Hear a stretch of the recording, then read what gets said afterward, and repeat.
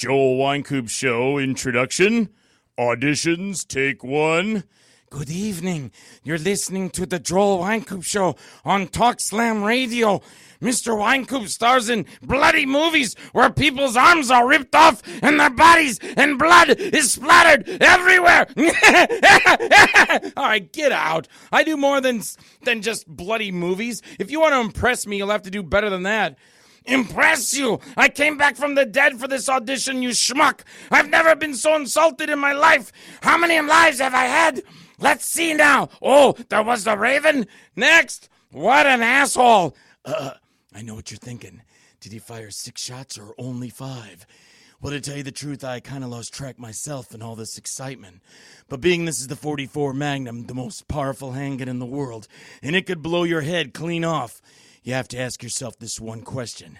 Do I feel lucky? Well, punk, do you feel lucky? Cut! That had nothing to do with the Joel Wynkoop Show. Get out! Wait, I can do the gag about nobody puts ketchup on a hot dog. I could say nobody puts ketchup on a Wynkoop. Get out! Lori's right. You are an asshole. Hey, Peter, wait up. We can go kill some people. Never fear, Maxwell Smart here, 99, and I will do an awesome introduction for the Joel Wynkoop Show. Everyone will love it. The entire world will love it. Well, would you believe half the world? How about the United States? Would you believe the lower half of the country? How about a small town in Tennessee? Would you believe the guy across the hall? Wait, we need the cone of silence. Missed it by that much. Sorry about that, Wynkoop. All right, that sucks. Get out and take 99 with you. Actually, you can leave her here. You still got a nice butt, 99. All right, who's next? You're listening to the Joel Wynkoop Show. Right here on Talk Slam Radio. Oh, shh. I'm trying to do an introduction. He's king of the B movies. Whatever that means. Get out, Pee-wee. Get out. Jeez, what a grouch. Hulk smash beauty Wynkoop. Hulk, you're not even real. Get out of here. Taste my adamantium blades, bub. Wolverine, you're not even real either. Get out, both of you. Gentlemen, stop this bickering. I'm Captain James T. Kirk, and these are the voyages of the Starship Enterprise. Her 5-year mission in space to seek out new life and new civilizations, to boldly go where no man has gone before, including here. I've traveled back in time to help you with the Joel Wynkoop introduction. Shut up, you're not real either. You're just a figment of Gene Roddenberry's imagination. Beam out of here. All of you beam up. Get out of here. You Baptists are driving me crazy. Pull the strings. Pull the strings. I can do this on my own. I'm Joel Wynkoop, damn it. I've done over 75 movies. I've given the name King of the B Movies by Alternative Cinema in 1996. I have a fan club in Switzerland. I took Best Actor in the Italian Film Festival for my movie Creep. I won a Crystal Reel Award for my movie The Bite.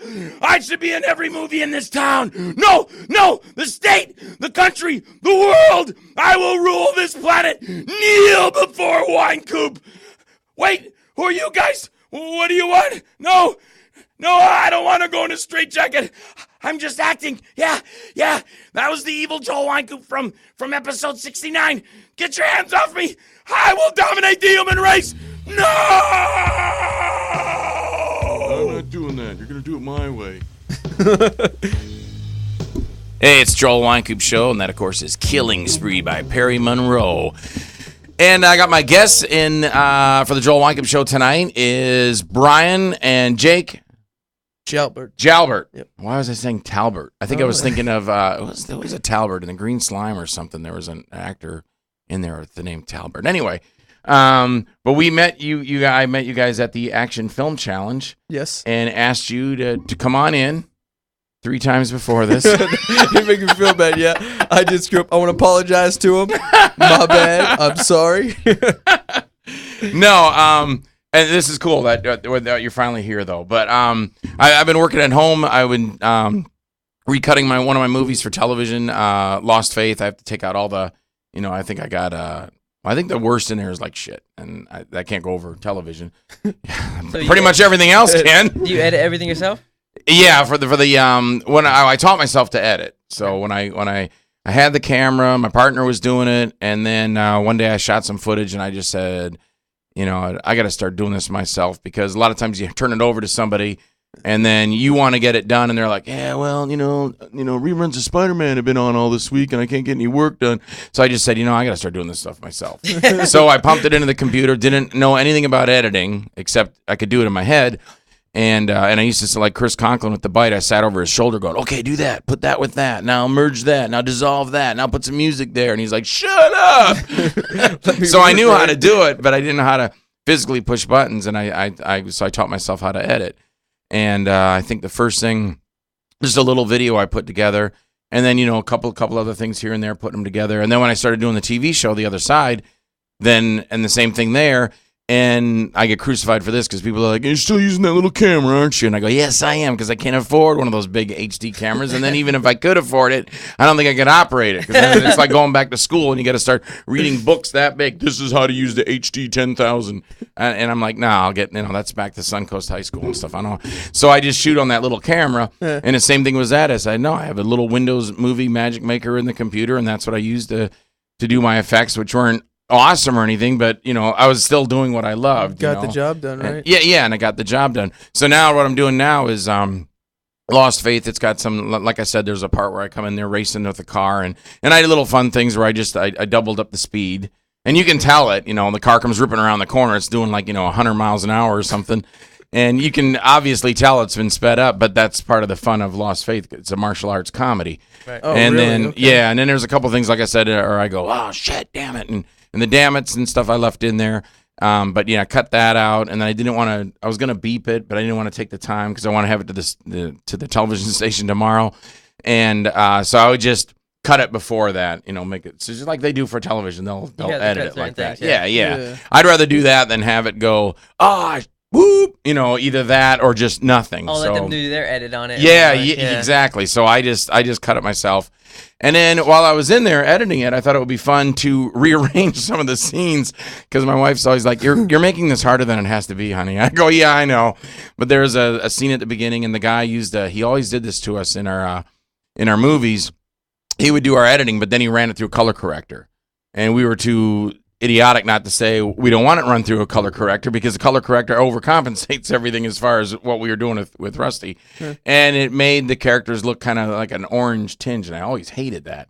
So one of them that was in Lost Faith has that orange tinge in there, and I was like, you know what? The girl, Lacey's in there, and she's kind of cute, but I didn't have the cleavage I wanted. She had the boobs. Gotta have boobs, man. But I wanted the cleavage where it was down. And I'm looking at it, and I'm going, it's just not there. It's on the box cover and everything. And I go, and now I'm not trying to really sell it as it's going to be on television. It's free, so nobody has to buy it. The only thing they do is snap on their TV on, and when it comes on, they can watch it.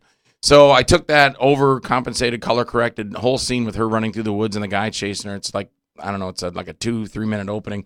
Cut that, toss that out. And then put a new opening on it, put where the girl's running through the jungle, and then cut back to, and then I added little things on there, like I put off the coast of Tampa, although it was obviously shot in Fort Pierce on the other side. And then I put, when I had one of the cars pull in, I had it say Tampa, Florida, which obviously it's not Tampa, Florida. I left my phone charger. He hates when I do this. In the wall. I left my phone charger. Come in and get it. Come in and get it. I left my phone charger in the wall. WIT Apple charger. Come get your WIT Apple charger. Come on. Come on. Come and get it. What are you, scared? You shy? You're shy. You're shy, aren't you? Come on. Yeah, oh, you're shy. There it is. There it is. Got it. Get him, all right. Joel. Get him. All right, man. Have a good night, man. Take care. I like your shirt. You're welcome. He's pointing down. I thought he wanted my Cheetos over here. I feel kind of left out, man. Nobody's told me they like my shirt. I like you guys' shirts too. And then as I'm coming up in the elevator, so I'm cutting Lost Faith together, and then I'm coming up in the elevator, and Frank Delgado, I'm doing a thing for him at the Art Institute of Tampa, because that's one thing that's important to me is the kids are getting education and stuff like that. So anytime they ask me to do anything for them, and they really don't have any budget or anything, so I always, as long as they're not tying me up for 8 days or something like that. And he goes, nah, Joel, he goes, I'll have you in here in 5-6 hours, you're done. But that's my way of giving back to the community as an actor. Just the same as martial arts, you're supposed to give back. Okay. You're not supposed to be, well, what do you mean okay? You know that. Don't say okay. You're a martial artist. You know that. Yeah. You're supposed to give back to the community, whether it's, my instructor always told me, whether you're instructing it, or you could do something in the movies. Give demonstrations, whatever. You're giving back to the community. So I figure the same way with the acting. That's something I can do for these kids. So Frank Delgado, he's wrote a little script about this guy that's made this. It's like a video game, but you actually go into it, and when you fight in there and stuff, you can really die for real. And I play the talk show host that introduces the guy on TV, and I get to really overdo it, just like it's the Joel Wynkoop show or something like that. So that's gonna be interesting to do. So I'm doing that tomorrow morning, and then still trying to get that cut together. And I got 3 commercials. I'm gonna shoot one for the D-Land Collectibles show. It's a collectibles show over in D-Land, hence the name D-Land Collectibles Show, where they have people there, actors. John Martino from The Godfather is gonna be there. Bill Black from AC Comics, he'll be there. So they have a lot of comic book artists, actors. I'll be there as a guest, and then just a lot of collectible stuff, which is really cool. When you go through those places, like I bought a couple things, Batman and some cool stuff from way back, Star Trek and stuff like that. Okay. And then a couple other commercials for some places in town, and I'm still trying to work on the book I've been doing. And that brings us to you guys. Uh-oh. So where'd we meet? I don't know. Where did we Let you guys talk for a while. You're so good at it. I know you're a pro. Well, we met at the Action Film Challenge. Yep, by Dan Brienza and the Florida Film Network. Yeah. And we definitely had fun getting ready for that. That's for sure. 30 days? 30 days to write, shoot, edit, put it all together. Yeah, and it wasn't just, you got 30 days to make a movie. You got 30 days to make a movie, and you got to have 5 of these elements in it. Yeah. So it's not just like, I'm going to take this movie and I'll add this and throw that in there. No, you had to actually think. You may be able to say, okay, I'm going to make a movie, but you still had to go and get these elements and put them into the movie. And then you also have to do the paperwork for it and all that stuff, which takes time and getting that stuff done. So we definitely had I don't know. The hardest thing was putting your film in ours, like the way we had to Oh, find yeah. a place for it. Oh, that's right. I forgot about that. Yeah, one of the, I think there was, 5 things you had to have in there? Those were all easy, but putting your film in was was the the hardest part, one. Joe. Really? I'm like, all right, how am I going to do it? Am I going to put it in editing later? Am I going to put it on the computer now? Or where are we going to fit this in at? So we just kind of played it and let it roll there in the pawn shop area. That's As the right. He guy was was watching it on his watching it, laptop. Yeah. Yeah, The bad guy. right in the beginning. Yep. And nobody thought that. That was the whole thing. That's They're the just idea. like there's just a dude, and the first thing you just say, he's sloughing off on the job. He's like watching a movie, and if people come in, I'll give you $10, whatever, and you don't think about that. You don't think that he had some brains, and he's like, hey, I'm gonna go rip somebody off. He was very unassuming. That was kind of the whole Yeah. point too. The writer we Oh, had on yeah. it was Mozzie, and we kind of told him we wanted like a type of twist like that, kind of like a shock and awe.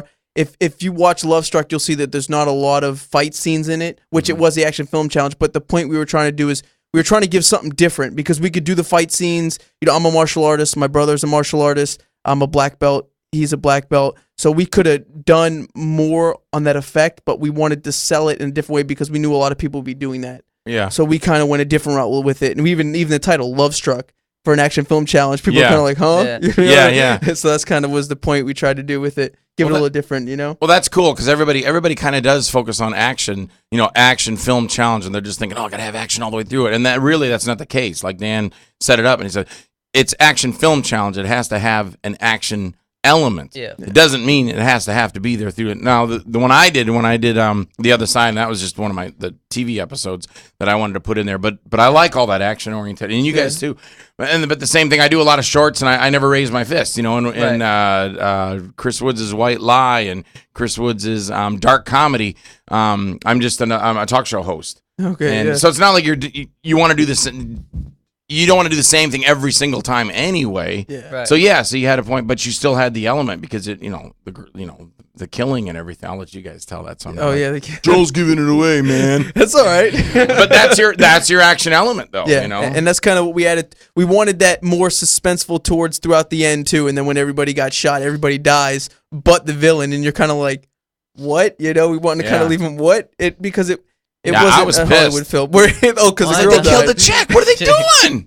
It was like, no, not the girl. Yeah. Not the girl. It was hard too. That the last day we were filming, we had a crane coming to do the crane shot. I thought you meant a crane was delivering a baby. It was, Oh, that's raining, good too. because the baby would be crying through all your shots, and that stupid crane would be going. Rah, rah. You have to throw the crane out and get someone to come get the That would've baby. been hard. And we had our buddy Tony. He's actually Camerahead Films. He does a lot of filming. He's worked on some big stuff. and he has a camera crane. He came out. He's going to help us out with it, and we had it timed out to where she was going to come in. She could only stay for so long, so we were so pressed for time on that last scene. We kind of had to kill her off. Oh wow! So it's like, all right, get rid of her. You're done. No. Amy Weaver did a good job though, man. She really put in for it and sold it. You know, Mm-hmm. the whole love story. I mean, the way she looked, it just captured what we needed for that. You know, the short. It just was like, wow, she's perfect for this. You know. Oh, it was cool because I mean, your whole, and then you did a whole, the meeting her, the restaurant scene, the ending scene, and then it all flowed really well, and it told the whole story, and then of course with your flashbacks that, I guess it's not really a flashback because he didn't see it to begin with, so it's not a flashback, but you're showing the audience what happened in those times, day, like right? went to the bathroom and everything. That's my like favorite that. part Yeah. at the end. Yeah, that's cool. That's my favorite part. Yeah, because then you're going, oh man, the tricky dude at the beginning. That makes the movie all worth it. And then you see him as it unfolds. I love the way he sped it up too, because my brother he did all the directing, editing, and stuff like that, behind the camera work, cinematography.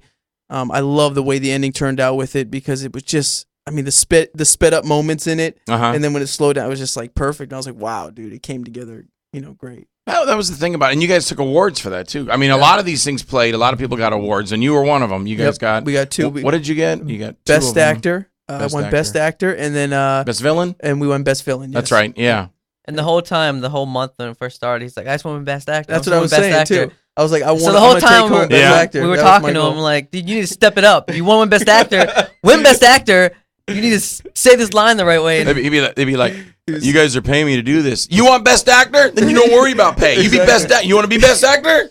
Then you will work for free, and you will not bug me about money. You want Best Actor? You want Best Actor? Then work. Your mouth. You shut up and do the lines. He was yelling at me the whole time. Stay on point. I'm like, sorry, sir. I got it. But it was great, man. It was fun filming, and when I first talked to him about entering it, we were gonna do it the year before, actually with Jody Dean. I don't know if you ever heard of Jody Dean. He actually just did "Don't Go on the Trail," his first feature. Don't go in the trailer. Yeah, it's well. Don't go in the trailer. Don't go in the trailer. Beyond the green door. Don't go in the basement. Don't go in the trailer. The trailer park from hell. You should do the voice for the infomercial, the commercial. All right, you're on. I'm doing it. Don't go in the trailer. That's the new one. That's gonna be the trailer park from hell. Marcy Davis lived across the street from Jim Brown, but Jim Brown wasn't just a normal guy. He was the garbage man from hell. The trailer coming soon to a theater near you. Starring Jody Dean. Yeah. No, but yeah. See it to believe it. Don't Go on the Trail was a film he just did. And I forget what I was even talking about. Where was I going with this? I do that all the time. And then I'm like, and then I keep talking anyway. Yeah. You could do this too if you want. Okay. You just keep talking and you go, yeah, so it was, and the sun was out that day. And if you keep talking long enough, all of a sudden you remember what you're going to say. And then you're like, yeah, so then the wife came and that was the end. So you got to the trailer. You said about Jody Brown, and then you said you were going to do the trailer, putting you on the spot now. I don't know what we were talking about. I forget. I do that, but I can recover from it sometimes really well. I totally forgot. No, but Jody Dean just dropped his first feature that he put together, and I forget where the hell I was going with that. So I'm just going to drop it now. Well, I think that's you were starting with that. You were saying, I guess they had done that movie first. Don't go in the trailer. No, you were talking about how you were going to enter it. Oh yeah, okay. We were gonna work with Jody Dean actually the year before, but we all decided just not to do it. That's what it was. See, there was your brother just saved your ass. Yeah, he did. Oh, we can cuss on here. I didn't know that. Well, I try not to, because everybody just thinks, oh, public access or anything over the airwaves or anything when they say it's your right to say anything you want and blah blah blah, freedom of speech and everything. So then you get these jackasses that go on the public access on television and they just go on TV and go shit motherfucker like that just because they can swear. And I've always done my shows where if it's gonna come out and I use it, but I don't. It's necessary. Don't. Try Yeah. Otherwise, throw it in there every line. I mean, I've seen calm someone, down. yeah, on TV Like you're a on rapper or something, right? Lil Yeah, Wayne? yeah. And I'm watching the television show, and it's 4 guys sitting behind a table, and they're on TV, and that's all they're all doing. Shit, fucking get that naked titties, shit, asshole, and stuff like that. And I'm like, you're just on there to swear and look like an idiot? Can't you try and compile it and make it kind of flow together as an actual show? I mean, don't you have any talent? All you got to do is go on there and swear, and so otherwise, if it comes out, I'm like, If it comes out, it's it's part okay, of it, and right? it comes out, yeah. Every now. But I don't deliberately go and just, I'm gonna say these words. I'm saying the S bomb, the MF bomb, the just have a list of all the Yeah. all the swear George words you wanna Carlin, say. All right, gonna go through this first. Yeah. Run through them. So you were gonna use. We were gonna do it the year before, but we decided not to. And then this year coming up, we're like, you know what? I was like, Jake, let's just do it, man. I said I want to act in it. We'll produce it together. You can do all the cinematography, directing. We'll just put it together. And then we got a friend of ours, Mozzie. I can't pronounce his last name, so I'm not going to. Let's call him Johnson. Mozzie Johnson. Okay. All right. He wrote it. We talked to him about writing a short for us, and he was like, you know what? He's like, yeah, I'll do it. And once we got the green light from the guys of all the stuff we needed, just went ahead and Cool. he wrote it in like a day. He wrote it the next night. Yeah, the next cool. night, put it together quick for us, and then we just started getting on the ball, getting the cast together. We like Getting fast, everything. Yeah, fast. just Especially started- me. I'm always on it. Like, How long was that? Was it 15 minutes long? 11. I think 11 11 minutes Yeah, long. I think That's 11. 11 minutes Yeah. long. So And he he- had It's like about a- 11. We had to 11 page stretch script. it though because Yeah. it was like 7. I think. minute Well, script. yeah. It Oh, was, okay. It's like 7 pages and like this. I hope So this we is long added enough. some stuff. Yeah. We added some lines in. We added a few points. We knew the fight scene was going to take up a little time. Usually action. If he didn't really write out too much action. He just kind of gave fight scene. Something So- will happen here. Yeah. So And- I knew that that's going to add an extra 30 seconds, a minute, or whatever to it. So kind of that's kind of how it went. And if went you from see there. the ending, there's a spot where there's a flower on the ground. And he's walking. Oh, yeah. It's really slowed down and dragged Yeah. out. But I think it turned out good. We needed The that way we time. did it. I'd have to watch it again. We needed that Yeah. time. I but saw the one time. It's there, kinda and dragged when out, she gets but- shot. It's Yeah. when she gets shot in my ear. Yeah. Because originally, it was just she gets shot, and I kind of reacted. And I was like, it'd be cool. I said, let's have where you come up behind me with the gun, and it bursts my eardrum. It gives me a reason not to react to fight him immediately. Yeah. So it kind of dragged it out to where he walked over, got the bag. It was slow motion. And then as he put the gun on my head, that's when everything came back in the moment, and it just kind of went to it. it worked out. Yeah. Though. It turned out No, good. that was cool. Now, where can people see this too? By the way, If they right just go to now? YouTube, they go to Love Struck short film. I mean, you can find it Okay. there, and then Yeah. wherever he put it. I got it Your on Facebook, I think. Is it Yeah, on I got it on our Facebook. I got it. If you go, we have a website, irisent.com. We actually do weddings, nightlife, because Okay, cool. we're a whole entertainment company. You were telling me that before. Yeah, that's cool. Yeah, so we do DJing, we do video and photography, also a little graphic design and things like that. So there's 4 of us: me, my brother Jake, Randy Johnson. That's why Johnson. There, Mozzie see, there you go. Yeah. And William DaCosta. So Cool. yeah. Awesome. Yeah. Now, was that because you said when you guys finally said let's do it, and aside from the other one, had you done anything else? Yeah, we done a bunch. We worked a lot Yeah, with okay. Jody. Actually, Jody Esdeen. We did a lot of stuff together. It was funny because when I used to, I don't say I used to act. I did a little bit when I was younger. We did short films together. Mm-hmm. It was like, It's embarrassing. yeah, it was, well, It's that embarrassing tape They're you all don't want that to way. show Yeah. anybody. Super 8? Or at least not I mean, this did you go one. back as far as Super 8, or you guys are too young to even know what that is? Super 8, no, the not new that Like far movie. it's down. Super 8, yeah. man. No, The we had video. We had little No. cassettes. Okay. We would Little steal our cassettes. dad's camera Yeah, and he go used to like get in the pissed. backyard and make like commando films. Like, Yeah, Oh, okay. I was a stuff. big Jean-Claude Van Damme fan. Yeah, yeah. So I used to always take my shirt off, splits and kicking, and the whole film was nothing but like Schwarzenegger and Jean-Claude and That's Stallone cool. put together. That's all we did. It was Oh, just that's cool. Commando. Yeah, yeah. We called actually the first thing we did is like 30 minutes. It was called Commando, and I got back into acting when I was around 16. I started doing plays and I started taking classes, and I did that for about, I want to say for about 2 years. And then I got into music, Mhm. and we started a group called GX, and we did that, actually rappers. We used to rap. Oh yeah. So we did that. So I kind of took a break from what I was doing. Do some rap. You want to Then spit I'll do something? something. Not you guys me. do something. Yeah, do something. Oh, I don't even remember none of my verses. I'll spit a verse. Okay. How's that? Is that cool? Yeah.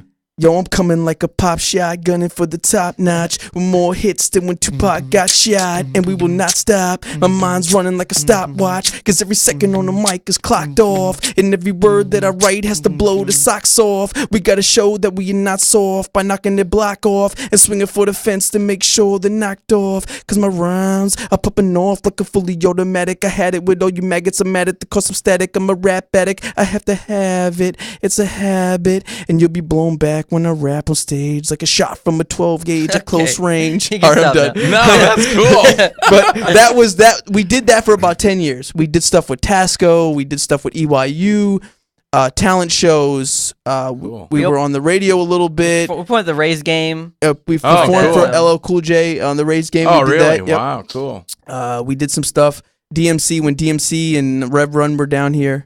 No, Oh, it was cool. Rev Run. It was Tricky. it's tricking. We did a lot of teen shows. Yeah. We would like walk in the mall, all three of us, and there'd be girls going, "Oh, Yeah, it That's was crazy. GX, It was go crazy. Oh, that's cool. that was exciting There's back then." videos But on it, yeah. Oh. But we did that for, I want to say 10 years. We got signed to a deal, and we basically got shelved as artists, and we kind of, I guess you could say we kind of gave up on it. Uh-huh. We kind of, I kind of was done with, I was like, I don't have the same passion I used to have for it, and Uh-huh. it feels like I'm just, spinning my wheels, and I just had my first kid too. Oh, yeah. Yeah, so I kind of was like, you know what? I'm just gonna go ahead and we're gonna take a break from this, guys. Let's just take a break. And my brother ended up meeting a guy where he worked, Randy Johnson, Mhm. which wanted to be a DJ. And Jake was like, you know what? I always wanted to get back into video, and maybe we could start something up. So they got together, and then he told me about it, and I was like, you know what? I can DJ. So I started DJing with Randy, and now we do weddings, we do nightlife. This is about, I want to say, 3-4 years ago? yeah, we were doing Irish entertainment for like Yeah, 3 it's years. cool. 3-4 years. And then we met Jody when he got his camera. Uh-huh. And then Jody was like, you know what, dude? He's like, I've always, I'm a writer. He says, I always wanted to act, because he used to rap. That's how we met. Uh-huh. And he was like, I got this short film that I want to do. I think was it Just Bad? Or no, it was The It was Vampages. it was the first one, and he really I'm like, I want to do short film because I don't want to do wedding. I mean, I like doing weddings, but it's not like my passion. Right. I mean, I do the weddings to make money and stuff, but when he started doing the short films, like, oh, yeah, I want to do films. I want to do short films. So that really got us back into doing it. Yeah. And he started acting and stuff. Now we're like full force, like Yeah, full cool. now we're like, we just got a script from a gentleman named Roy. It's called A Son's Revenge.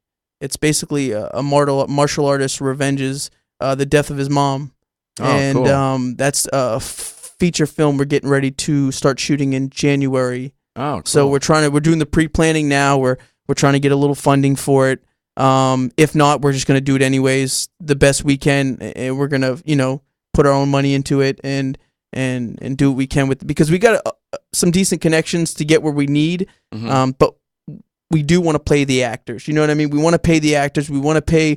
You want to have food on set. We want to make sure people are taken care of, because that's going to make your project that much better. No, I that's hate true. I hate when you go on a set, and I'm not down on anybody, but I hate when you go on a set and people treat you like you're nobody, and you're sitting there taking time out of your day to work on their film and put a lot of time in, and then they don't have the decency to have crackers on the set for you. Yeah. Or water. It's like, come on, at least show a little respect. And that's how we want to do it. We want to, pay the actors, even if it's gas money. You know Yeah. what I'm saying? Something. Pay them something. So And treat them good. treat them good, because that's, to me, you're going to get your best give product. him a So hug at the end of the day. And give them a hug at the end of the Give me day. a Yeah. hug. Oh, you need a hug? Come here. Okay, now leave. No, when I did Lost Faith, I had wrote the script and everything, and then I needed a camera guy, so I met this guy in West Palm named Bill Sims, and then he introduced me to a guy named Steve Reed. We all met at Burt Reynolds' dinner theater and had lunch there. And in fact, I remember Steve Reed, they argued over the tab, and I didn't have any money on me. I was like, I don't know, I'm gonna handle this. I should be taking care. And then all of a sudden, Bill's like, I'll take care of this on my MasterCard. And Steve's like, I got my gold card. I'll take care of it. And they're like, no, I will. No, I will. I'm like, just one of you guys take care of it. You guys Get the hell out of got it. here. I'm good. You guys got So this. they did it. But they both became cameramen on the set and everything. They wanted to to actually shoot the movie with me, and it was my 5th movie at the time, but because it was right after Killing Spree, so they knew kind of, I knew what to do as an actor, but it was the first thing I'd written, and got together, we got on that, and then I did had a casting for 3 days, didn't have any money, and told everybody right up front, because the first thing I believe is, because there are some filmmakers that are like, yeah, do this, and don't say nothing about the money, and you can kind of get in there, and there is no money. Yeah. So the way I like to do it is I'll let some, anybody should do this anyway. Let them know. The first thing I would tell them is, look, you're coming into the audition. I want to let you know right now, I can't pay you anything. Yep. This is just something I'm starting. Yeah, I'm letting them know right, because, well, if I can't, if you're not going to pay me, dude, I don't have a problem with it. I mean, if you want to leave or whatever, that's cool. I'm just letting you know that I can't afford to pay you. But everybody that I got, they did like it and everything, but then I got catering on the set. And that's cool. So, like you're saying about taking care of the people, and not only that, but everybody got along. Nobody was fighting. It was more of a family, and everybody got along, and I liked everybody, and they were getting along with me, and we could set up, all the scenes and stuff, do all the fight scenes, do all our regular scenes. I had an 8-day shooting schedule. I did it all on index cards, day 1, day 2, day 3, all the way to day 8, and you mix the cards around and everything. But I had catering every day. Dale's Barbecue came out one day. And I didn't even know how they were going to do that. I just got the guy. I said, I can give you credit in my movie. I'll put it in the movie. It'll be seen all over the world. So they were like executive producing for it, or? Yeah. Well, I didn't put it there like executive producers. I just put, special thanks to Dale's Barbecue or Pizza Hut of Fort Pierce, like that in the end credits. And they were all like, yeah, that'll be cool. And there was no film liaison office then at the time. So I just went to the police department. I went to Captain Chuck Johnson. And I go, yeah, can I shoot here in Port St. Lucie? Yeah, whatever you want, Mr. Wynkoop. He goes, you need some police officers assigned to you? And I go, oh, that'd be awesome. He goes, you got them 2nd Streets all years. You're going to just take over Fort Pierce. Wow. And I did. Now, you can't do that today. No. You got the film liaison office and insurance. Oh, yeah. Then you got to pay money for the cop on site and stuff like that. Yeah, but no, we were shooting downtown on 2nd Street, and two, I think it was Fort Pierce police officers came in, and they go, we're looking for Joel Wynkoop. And I go, I'm Joel Wynkoop, and I'm thinking, am I going to jail? Because I don't know anything about it. They go, Captain Johnson assigned us to you for the day. You can, whatever you need from us, just tell us. Wow. And I go, cool. Can you block off that road? Yep. And he took his car down there, put the lights on, blocked off the street. I did tell him at one point, I go, I got an excellent idea. And they're like, anything you need. I go, I'm going to pull out and go ripping around the corner. I want you to chase me with your lights on. We can't do that. We're going to stop you there. I'd have to check with Mr. John or Captain Johnson for that, but I don't think he's going to let you do all that. But they blocked off the streets, and we went to Seaway Drive, and we had a lot of people that were coming up there. I can beat your ass, when we were shooting the movie. And I'm like, dude, I'm not here to beat anybody's ass. I'm just making a movie, man. Come on, I'm not here to fight. We're making a movie. Yeah. So the cops, got involved with that. They're like, look, just stay over there. They're making a movie. You can't approach them like this. So that was cool. But everybody got fed. We had finally good food catering from Port St. Lucie. They came to the set one day, and Dale's Barbecue, and they brought those silver trays with the little burners underneath them. Oh, cool. I thought they were going to come in like some sandwiches. No, they brought in a whole thing, and the girl came over and goes, Mr. Wynkoop, we're all set for your actors if you guys want to eat now. And I'm like, okay, still thinking a little brown bag or something. I go, everybody, we're going to eat. And everybody's like, yeah, there's like 13 of us. Go over, this whole smorgasbord is set up in the guy's yard. Wow. You just got in line and you went along, and they go, would you like some roast beef? Yeah. Take it. There you go. Sweet, man. Would you like some blah, blah, blah? Yes, I would. And then, so everybody, I didn't get to pay everybody, but everybody got fed on that movie. That's so awesome. It kind of brings it back. And even when we did the bite, Kathy and I felt horrible. I said, we just got no money to pay these people to come. But I worked for Crystal Springs then. And I asked my boss, I said, Jack, can you give me something, and I'll give Crystal Springs a credit in the movie. He goes, just, go take yourself 10 cases, whatever you need for the day. So 10 cases of 16-ounce water. And again, it wasn't a lot, but at least everybody got something. Because, just like you said, I've been on sets, too, where I'm like, are we going to get anything to drink or eat or anything? I'm dying here. Right, yeah. But I don't want to make too big of a fuss because I know I've had to do it. And that's why, as an actor now, I'm saying, like, dude, can you at least pay me to, in this? I mean, I'll work with you, but I mean, now I got no job, and that's what I'm doing it as an actor. Yeah. But I also look back when I was doing it. But the first thing I always told people, I go, look, I can't pay you. And if they're like, if you can't pay me, I'm out of here. Go, hey, no hard feelings. I just want to let you know that I can't pay you. Yeah. I don't want you to think I'm taking up all your time. And then, And then we start shooting, and then you're like, dude, when am I going to get paid? And I'm like, well, I'm not paying you. I'm not going to trick anybody. Yeah. So so it's cool. So it brings The it one back kind of what you the want one to do. thing I worried about too, man, because I know when we're gonna start shooting, we're not gonna be able to shoot straight through because we do have J jobs and stuff like that. So we're gonna have to like shoot a few days here. You know, take a break till next. I'm worried about, I don't want somebody, that's a decent part in the project. I cut my hair, man. I'm Or- bald now. Or even like leaves town for something, you know what I'm saying? Yeah. So that's one thing we're worried about. But we're going to go into production anyways in January. We're going to start shooting some of the stuff that I'm in because I'll be playing the lead in it. And I want to cast you in it too, man. I'd love that. That'd be So cool. I know we spoke last time and you said something about keep me in mind. So I definitely like you to that'd be play. awesome. Thinking the role of Stanley. Thinking have you play. Stan Looks Lee, like a Stanley. the guy that made up Spider-Man and the Avengers, I can do that. Stanley, he looks like a Stanley. Yeah, right. No, that'd be cool, man. I'm very interested. I just had Terrence Muncie. He called me. He did a movie called Bikini Monsters, and I know he wanted me in the first one, but I think it was like an 18-day shoot. And I just told him, I said, Terrence, I just can't do it for free, man. I'm so sorry. I love you. I think you're cool. I'd love to do the movie. He got, he had a part in there for me and everything. I go, I'd love to do it. I just can't do it for free. Please don't think I'm a jerk. I can't do it. I don't have a job, and this is how I have to make money. No, that's fine. But he wrote his next one, Bikini Monsters 2, Red Tide.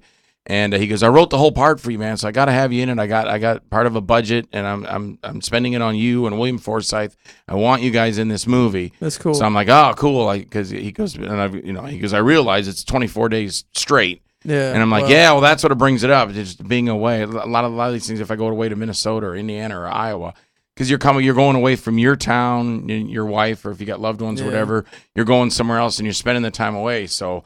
Then I'm definitely like, this is why I want $300 a day, because I'm going to be away from my wife and stuff going on in town. Gotta make some money, yeah. Yeah. So, so I think that's cool that you got it. And I'd be very interested in that's what we're trying seeing to what do, it's about so. and stuff to do it. Yeah, that's definitely. cool. It's going to be fun, man. We can't wait. We're excited because this is our first feature. So it's, and we're going to try to, we want to get distribution for it and things like that. So that's kind of where we're going with it. Try to get one of these distribution companies pick it up.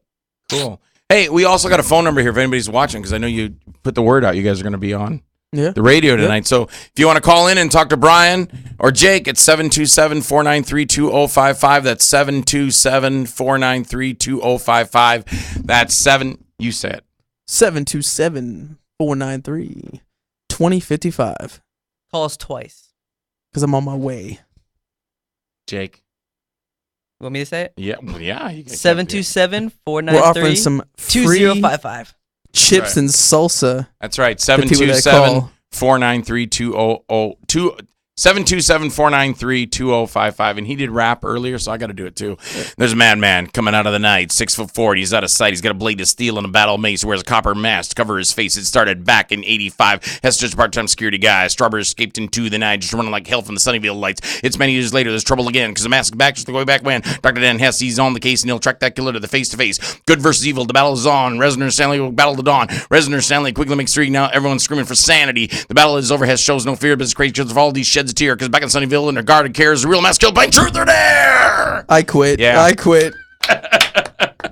I'm not rapping ever again. I wrote that for Wicked Games, and my partner said, he goes, it sounds too much like Convoy, man. And I go, how do you get Arizona, noon on the 7th of June when we eyeballed over the pass. Bulldog Mac with the cabo on the back and a Jaguar hauling ass. We got 10 on the floor, stroking board, seat cover starting to gain. As if Beaver, you were trucking with the rubber duck, and I'm about to pull the plug on your drain.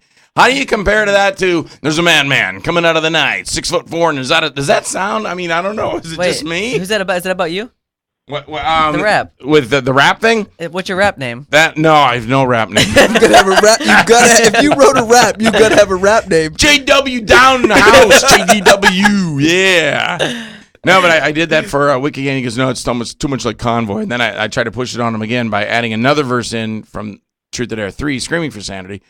And I recorded it and everything, and I really think it was just my partner Tim telling the sound guy, telling Rich, he's just entertain Joel with the thought that will be on the soundtrack, but it still sounds too much like Convoy. But don't tell him that. Just let him have his fun and record it and everything, and I'll break it to him later. You think it made it in any of the movies? No. So you grew up on the block.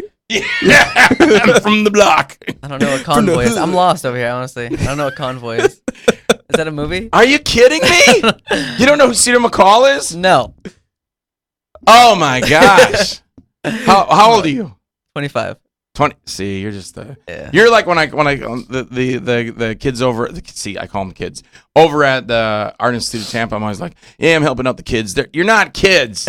You're grown up adults. But to me, everybody's like a kid. Conrad Brooks says that all the time. He worked with Bela Lugosi way back in the 50s and worked with Ed Wood and everything. Okay. And I've done a couple movies with him. And he goes, "Hey kid, how you doing, kid?" And that's how he always talks to me. Hey kid. I'm like thinking, I'm not a kid. Hey kid, how you doing, kid? Well, to Conrad, everybody's a kid because, you know. But, yeah, so I did that, but it was a lot of fun doing that. And yes, it never made it, but you've never heard of Cedar McCall? Cedar McCall. No. I thought you were going to say that. And the one I did, the one I did was from the movie Convoy with Chris Christopherson, which is made after. Yeah, we got to ring a bell every time I mention a song that you don't know. It was what was the first one was Arizona Noon on the 7th of June. That was from the movie. And then the original one is, I can't believe you haven't heard of Convoy. What is it? Tell me like something about it so I can like. Well, Cedar McCall, he did way back in the 70s, 1972. No, I probably won't know that. Yeah. Well, you weren't born. I hate old movies. And called Convoy. And now I'm trying to remember how was it? Oh, okay. It was the dark moon on the 6th of June in a Kenworth pulling logs. Cab over Pete with a reefer on and a Jimmy hauling hogs. We was headed for Bear on I-10 about a mile out of Shaky Town. That's his Big Ben, this here's Rubber Duck, and I'm about to put the hammer down. All those CB songs that came out in the 70s. You know what that sounds like? Who? The devil went down to Georgia. He was looking for a store. Yeah. That's exactly what it sounds like. Join me in that. You ready? 1, 2, 3. The devil came down to Georgia. He was looking for a soul to steal, and he was way behind his something. Yeah, That's all I know. Deal. And he saw a young boy on a fiddle on a stool, playing it hot. And the devil jumped up on the hickory string and says, "Boy, let me tell you what, bomb. Guess you didn't know it, but I'm a fiddle player too. And if you care to take a dare, I'll make a bet with you. Now you play pretty good fiddle, boy, but give the devil his due. I bet a fiddle of gold against your soul and think I'm better than you. Bomb. Boy said, my name is Johnny. I'm the best as ever been." Yeah, so Charlie Daniels is kind of, well, he went, Cedar McCall was more ballads. Because then there was like Crispy Critters. One day about 4 or 5 years ago, we was sitting at the Conoco station, kicking tires and swatting flies and discussing the State of the Union, when right out front of the Baptist church pulled a big old purple school bus that has astrological signs upon it. 35 hippies and dogs inside. About half of them went for the courthouse lawn, and them dogs commenced on the fire plugs. All of his were stories. And then Charlie Daniels, of course, was more the music of it. But even Charlie Daniels did what is now you know Charlie Daniel, of course. Yeah. Jake. You don't know Charlie Daniels either? If I seen his face, probably. I'm not good with names though. It's all bearded and the big hat. And Yeah, you gotta know. If I seen his face, probably yeah. Southern dude. Yeah, Southern guy. Yeah. I don't know. Yeah. But Uneasy Rider. Uneasy Riders. If you know that. You know, Devil Went Down to Georgia, but you don't know Uneasy Rider. No, I don't even know the name of it. Well, I guess it's Devil Went Down to Georgia, right? Uneasy Rider. You know, it's bad. I'm a DJ too. I'm a wedding DJ, and I don't know that. No. Making my way out to L.A., tooling around in my Chevrolet, tooking on a number and digging on the radio. Huh. I can't remember without getting it, but he breaks down outside of a bar. I was parked right in front of this here old redneck bar called the Dewdrop Inn. Well, I went inside. I was glad to see there wasn't anybody in there but the bartender and me. And I went over and laid down $1, asked him if he had change for a telephone. He just looked disgusted at me and gave me change for the phone. I called down. I called down a couple miles. The guy said he could I'd take care of you today. He said just stay where you are at. And I didn't think to tell the darn fool that I didn't have any place else to go. And then it's he goes to leave. Some guy but all of a sudden some guy walked in and said, "Who owns that car with the mag wheels? 4 on the floor." Oh shit, I don't know, something. 5 on the door. Yeah. That's another Sid McCall song about Too young for that. got floor on the floor and two on the door. You got power, mic, and a draw hand. Prepared to strike and to key the mic because you never know who's listening. Some clown that sits on 1036. This year's what you give him all. Yeah, fork it, buddy. I made me a study. I figure it's dark as the moon, son. It's half past spring and a quarter to fall. The big hand sitting on noon, son. Fish don't bite in the almanacs right in the groundhog sees a shadow. 1036 goes tick tock tick, and that there's how to ratchet jaw. There's all that stuff in the 70s. It was all CB, Citizen Band, and Sid McCall and Cletus Maggard. Cletus Maggard and the Citizen Band. And how the hell did we get to this? I don't know. You said you never heard of Convoy. Just ask him if he knows Drake. I was born in You know 87. Drake? I was born in 87. Drake and Josh? No. Oh, okay. Drake and Josh. They were funny, and then he went and got thin. Why would you want to do that? You know? No. So back to you guys. Tell me some stories about putting together Love Struck. Well, Jake, you want to tell him the story about All right, I'll Eddie just Ray? start with that story. Eddie Ray? Oh, wait, I want to share one story from Lost Faith and see if you had something that can even compare to this. All right. Probably not. Lynn Hemingway, if you're listening, Lynn, I love you. You're extremely cute. And for the days you did show up on the set of Lost Faith, you did do an excellent job. But for the Saturday morning that we were getting ready to go, and we had 5 minutes, and everybody met at my duplex, and we were about to leave to drive 5 minutes away to start shooting the first scenes of the fight scene. Okay, it wasn't a fight scene. It was something else that I needed you for. And we're about to walk out the door, and my phone rings, and I snatch it up, and I go, Wynkoop Productions, and it's you, Lynn. And you're going, Joel, it's Lynn. I go, Lynn, we're leaving for the set in 5 minutes. Where the hell are you? No, we're in Fort Pierce. She goes, I'm in Miami. Can you come get me? Holy shit. I go, can I come get you? You're more than 200 miles away. No, I can't come get you. She goes, well, how am I gonna be in the movie? I go, I said, you just thought of this now that you needed a ride? You want me to drive all the way to Miami, pick you up, and bring you all the way back to Fort Pierce? By the time we get back, we won't have time to shoot anymore. What's going to happen to my character? You just got eaten by an alligator. Talk to you later. Bye. And that's what I did. I said at the end of the movie, she was eaten by an alligator. Wow. That's the story. Yeah, Go that's ahead. the story. So tell me about it. Well, the beginning of our movie was supposed to be Lost Hope. We lost faith. It was going to be Lost Hope, but I changed it to Love Struck. I thought that sounded better, which has a good ring to it, I think. I feel like it stood out. Lost Hope or Lost Faith? Love Struck. Love Struck. Love It Struck. was going to be Stood like out. Lost But Hope. you were thinking of that. Lost was Hope, like I don't know. I just didn't do it for No, me. I love Love Struck sounds cool. Yeah, it's different. No, but it was the biggest production of the shoot. It was 3 day Yeah. shoot. And we had pretty much everybody coming. We had a gun expert with a sniper rifle. For the roof. So that roof was shot. big. And we had a guy bringing out a crane, a $10,000 crane, and having him and his camera out there. Big ups to Camerahead Films. And yeah, he really helped us out on it. And then the actor called us, and he didn't I guess we called him a bunch of times. He didn't even pick up. Yeah, at first. and I thought he wasn't going to show up. So we're like, okay, how can we get him out? And we of need here? him because this is the revealing moment of Yeah. the film. And it's only one. Yeah. It's only one shot. It's all we need. It's just the one of And- him revealing himself, like he's the killer. Yeah. So he talks to him. He's like, "Well, we got everything set up, man. You just gotta get on the roof." He's like, "Wait, get on the roof." It's like- and he's yeah. telling me that he doesn't want to get on the roof. Yeah. I said, "He's getting on the roof. I don't care. We're getting him on the roof." He was a bigger guy. You guys see him in the film. He's a bigger guy. I was like, I'll pick him up. I'll put him on my I'm like, shoulders I don't and care. carry He's him getting up on the there. roof. The one scene, we have the sniper coming out here with a crane. Like, you're getting on the roof. I don't care. And we thought about, we were like, you know what, when he gets here, I'm like, we'll don't just tell show him where it's at. Yeah, you know what Yeah. I'm saying? Don't 'Cause tell him. He might change his mind, and that's kind of what we thought. Yeah. But- He's seen it, and it was like up against the wall, the ladder Yeah. we could put up against the wall. Uh-huh. So we put it up against the wall, then Then yeah, he was well, like, I'll go up okay. it. But I'm like, just- we'll hold it. So we have everybody holding the ladder so he can climb up it.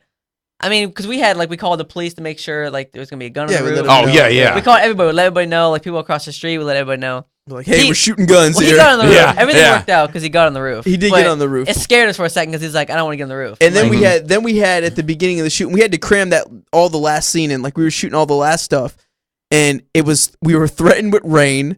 Oh, the weather always kills you. And everybody's telling me that it's gonna rain, and I'm like, no, it's not gonna rain. I'm telling you, not it's gonna rain because I just checked the radar and it's splitting. But Yeah. everybody's doubting. I'm like, no, trust me, it's not gonna rain.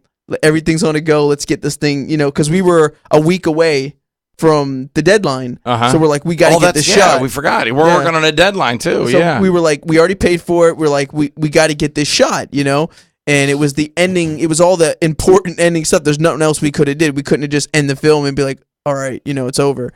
And it ended up coming through all right at the end. He got on the roof. Cool. It never rained on us. And it wasn't like yours where the girl was stuck in Miami. But we were scared. We were like, oh my gosh. You know, it's just everything was coming like, down. How are we going to do this? Are we going to put them on the ground? Like, yeah, I know. It's like, stupid. where the hell can we have them shoot from? You want to sell it.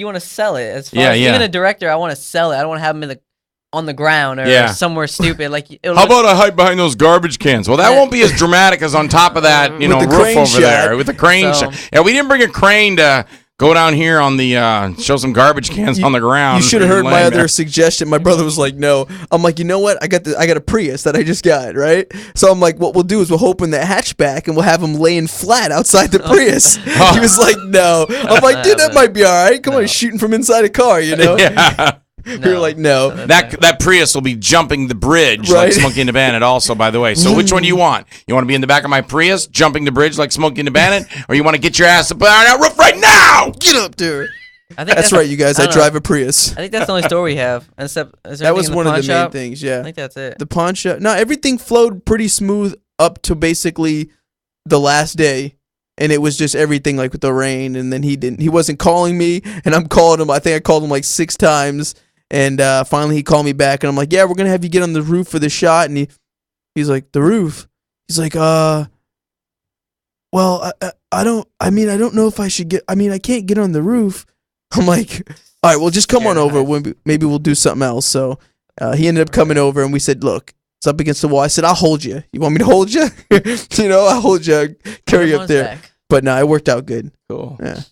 Well, guys, I just got a wrap-up note here, but anybody you want to give any plugs out there or say hello to or plug your site, Facebook, so everybody can check out Lovestruck? Yeah, if you guys want to look us up, it's Iris, IYRUSENT.com, Iris Entertainment TV, also for our YouTube channel and the Iris Network. Also want to give a big up to Camerahead Films for helping us out, Tony.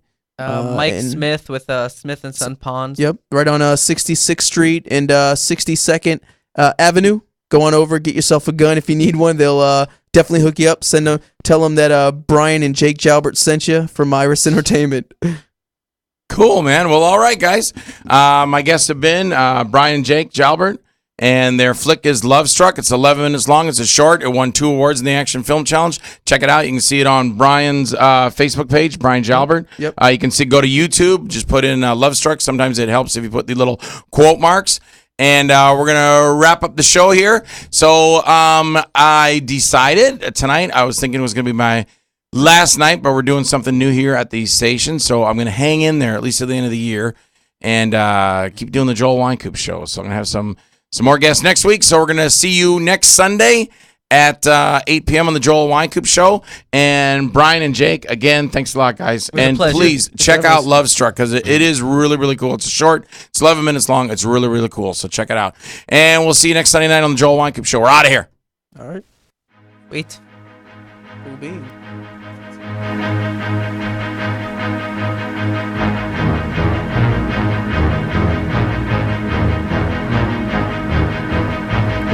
You've been listening to The Joel Wynkoop Show right here on TalkSlamRadio.com. Join us next Thursday and every Thursday at 6 p.m. for The Joel Wynkoop Show.